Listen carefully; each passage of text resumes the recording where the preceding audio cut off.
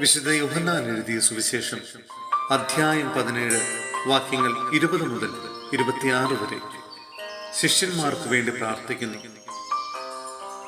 അവർക്ക് വേണ്ടി മാത്രമല്ല, അവരുടെ വചനം മൂലം എന്നിൽ വിശ്വസിക്കുന്നവർക്ക് വേണ്ടി കൂടിയാണ് ഞാൻ പ്രാർത്ഥിക്കുന്നത്.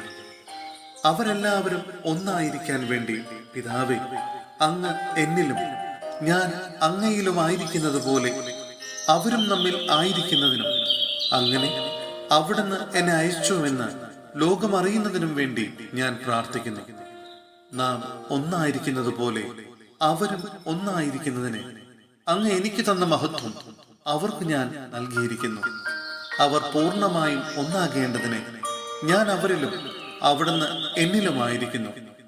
അങ്ങനെ അങ്ങ് എന്നെ അയച്ചുവെന്നും അങ്ങ് എന്നെ സ്നേഹിച്ചതുപോലെ തന്നെ അവരെയും സ്നേഹിച്ചുവെന്നും ലോകമറിയട്ടെ.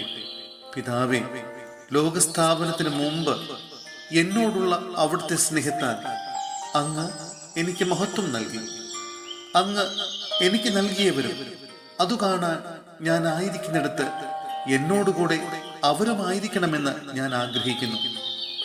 നീതിമാനായ പിതാവേ, ലോകം അങ്ങയെ അറിഞ്ഞിട്ടില്ല, എന്നാൽ ഞാൻ അങ്ങയെ അറിഞ്ഞിരിക്കുന്നു. എന്നെ അവിടെ നിന്നാണ് അയച്ചതെന്ന് ഇവരും അറിഞ്ഞിരിക്കുന്നു. അങ്ങയുടെ നാമം അവരെ ഞാൻ അറിയിച്ചു. അവിടുന്ന് എനിക്ക് നൽകിയ സ്നേഹം അവരിൽ ഉണ്ടാകേണ്ടതിനും ഞാൻ അവരിൽ ആയിരിക്കേണ്ടതിനുമായി ഞാൻ ഇനിയും അത് അറിയിക്കും. സഹോദരരെ, വിശുദ്ധ പൗലോസ്ലീഹ എഫെസോസിലെ സഭയ്ക്ക് എഴുതിയ ലേഖനം അധ്യായം 3 വാക്യങ്ങൾ 14 മുതൽ 21 വരെ. വിശ്വാസം വഴി മിശിഹ നിങ്ങളുടെ ഹൃദയത്തിൽ. ഇക്കാരണത്താൽ സ്വർഗത്തിലും ഭൂമിയിലുമുള്ള എല്ലാ പിതൃത്വങ്ങൾക്കും നാമകാരണമായ പിതാവിന്റെ മുമ്പിൽ ഞാൻ മുട്ടുകൾ മടക്കുന്നു.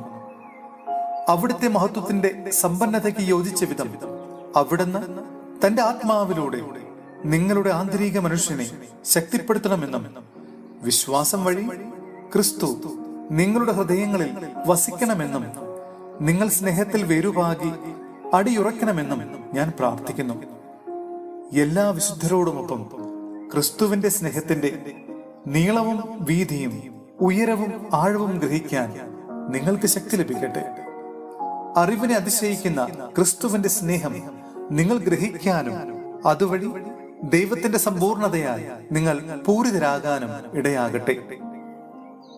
നമ്മിൽ പ്രവർത്തിക്കുന്ന ശക്തിയാൽ നാം ചോദിക്കുന്നതിലും ആഗ്രഹിക്കുന്നതിലും വളരെ കൂടുതൽ ചെയ്തു തരാൻ കഴിയുന്ന അവിടുത്തേക്ക് സഭയിലും യേശുക്രിസ്തുവിലും തലമുറകളോളം എന്നേക്കും മഹത്വമുണ്ടാകട്ടെ.